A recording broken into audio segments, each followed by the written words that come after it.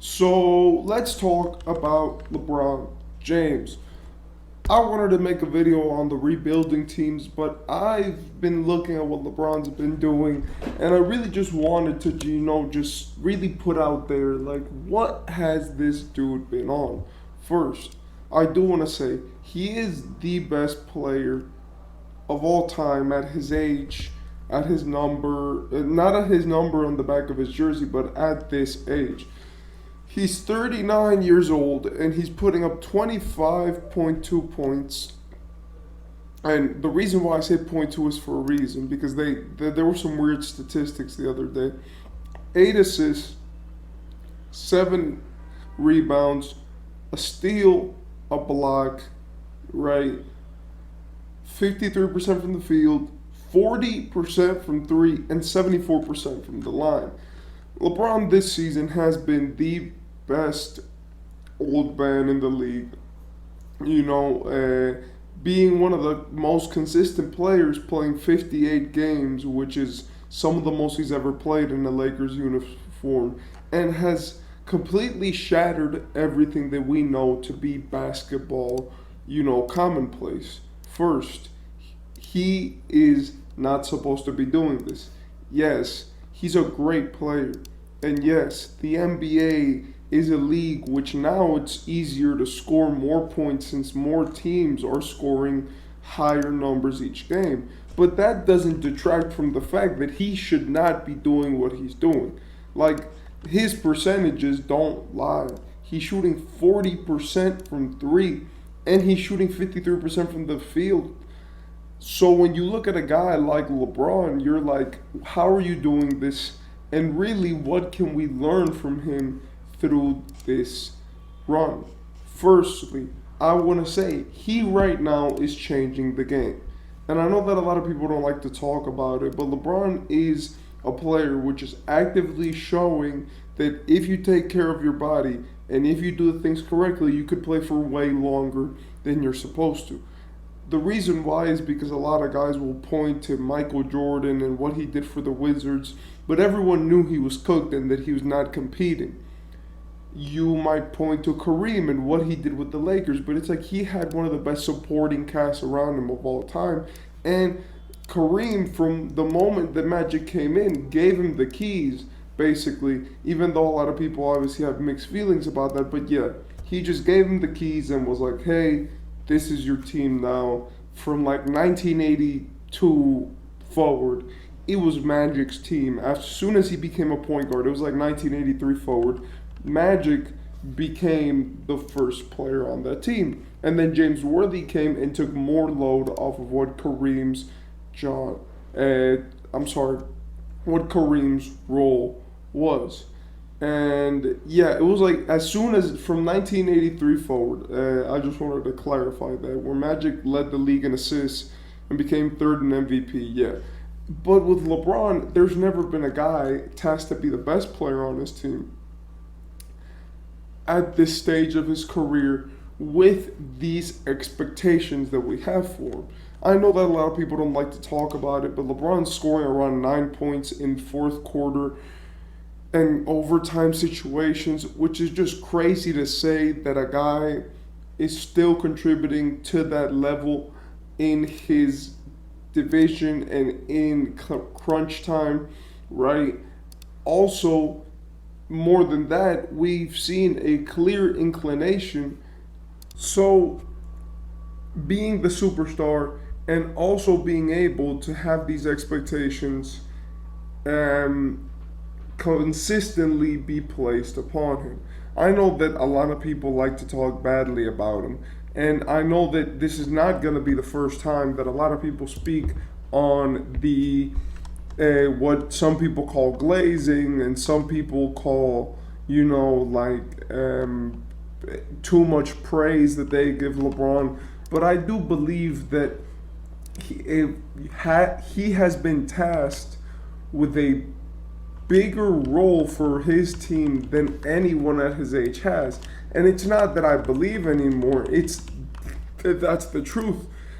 Like, he is now at the stage of his career where it's like this is a guy who has not. But what I really wanted to talk about today was the moment that he leaves. Now, I know that a lot of people talk about this and they will have some opinions about this, but it's like LeBron is gonna leave eventually. And and I believe his greatness really depends on that we have, well, not depends on, but is predicated on the fact that he's doing stuff that we've never seen. Look, I don't speak a lot about who's the greatest, who has the best career, because I think that that's all up to the person. And I think that when you speak about who is the best, really that is the biggest question. Excuse me, all the cuts, but that's the question. Can we see from LeBron, especially from the things that he's done, is what is his career, when is his career going to end, and what is going to be the result of that? First, I want to say that most people are very non talkative about this topic. They don't think about it. You know, LeBron's career has been absolutely amazing and has led to being one of the best careers of all time, top two, and maybe the best to some people's standards. Now, what that has led to is that a lot of people do not respect or do not put the respect that he deserves on his name. We've seen it repeatedly, right? With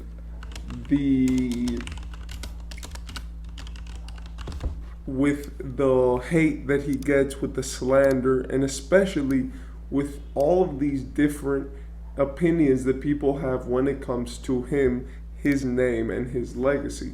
Now we see that the Lakers have not been the best, and we can expect it. You know, they have a bad coach. LeBron is a great player, and he's carried them to great places. But Anthony Davis is not that consistent as a secondary option. And even when he has been tasked to be the best player, he is good, but he'll have spurts of greatness instead of having sustained, which you can expect from a player which is not the main guy. And then with the, surrounding pieces around them, even though they're good, they're not championship level surrounding pieces. Like Rui Hachimura, in my opinion, is. Rui Hachimura is amazing. And I do think that he's been playing great. I think that Austin Reeves, but he doesn't play defense. D'Angelo Russell is great, doesn't play defense. And off their bench, you have guys like Vanderbilt and other guys which accent their team, like Jackson Hayes, but those guys don't even get the minutes to be able to shine. So apart from stamina, boost, and whatever you want to call it, I do think that their team has a serious problem. And now this has affected the way that people view LeBron's career entirely. Obviously, right now, we're not going to see how much people appreciate him, people respect him, or people give him the love that he deserves. That's going to be after he retires. That's going to be after he has his farewell. That's going to be after, he gets his flowers from the media and people realize that they're not going to be able to see him play again. But meanwhile, everybody is, just hating on him or downplaying his achievements.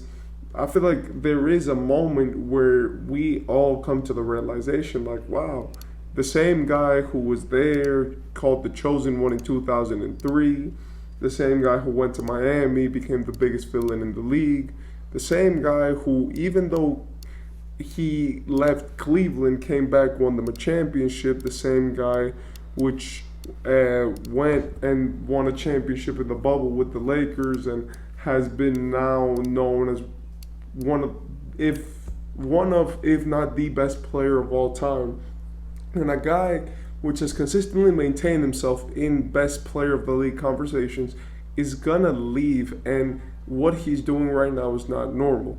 I do not think that he's gonna retire at the bottom. Neither do I think that he's gonna have this monumental decline where from one moment to the other he's just gonna fall off. But I do believe that he will have a point where it's gonna be more than just leaving. It's gonna be probably a moment of great sadness around the league, and I do think that it's gonna hurt more than what people give it credit for.